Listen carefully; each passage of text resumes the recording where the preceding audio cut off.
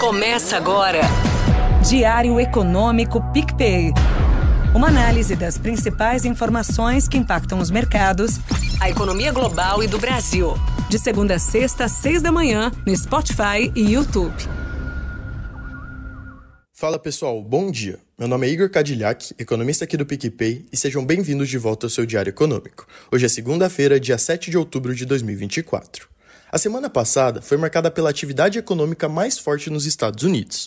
Além do ISM de serviços, os dados do mercado de trabalho de setembro também surpreenderam positivamente. Os dois vieram maior que o teto das estimativas. Esses números fortaleceram as declarações do presidente do Fed, Jeremy Powell, no início da semana. O mercado já precifica uma abordagem mais moderada para os cortes de juros futuros, com reduções de 25 nas reuniões de novembro e dezembro. Ou seja, os treasuries subiram consideravelmente e com isso o dólar se fortaleceu frente à maioria das moedas. Na Europa, os dados de inflação mais baixos aumentaram as expectativas de que o Banco Central Europeu possa reduzir os juros na reunião de outubro. Porém, o destaque global da semana foi o aumento das tensões no Oriente Médio.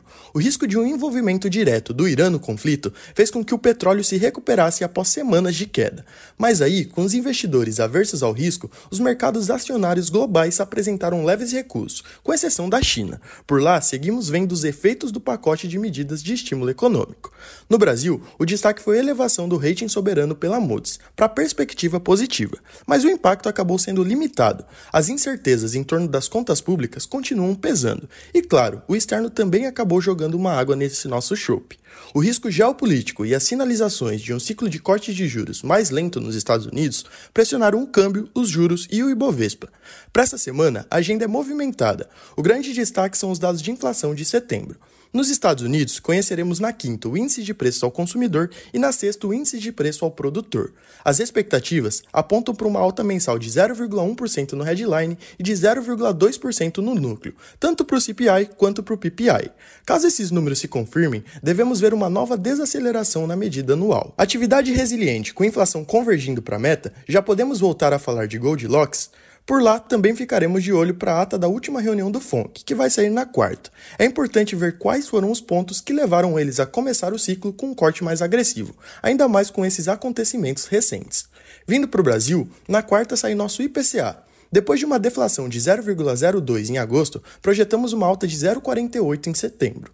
Esse aumento deve vir principalmente dos grupos de habitação e alimentação e bebidas. Boa parte disso está relacionada aos impactos climáticos da seca. Por conta disso, a energia elétrica teve sua bandeira tarifária elevada por um período prolongado e os alimentos estão mais pressionados. E aqui o movimento só está começando. Ainda vemos uma piora considerável vindo do in natura. Além disso, depois da alta modesta da indústria na semana passada, o IBGE divulga o restante dos dados de atividade referentes a agosto. Na quinta, teremos o setor de comércio. Esperamos uma alta de 0,4% no conceito ampliado, mas por outro lado, uma queda de 0,5% no conceito restrito, que desconsidera os veículos, materiais de construção e os atacarejos. E aí, na sexta, teremos o setor de serviços, o de maior peso para a nossa economia.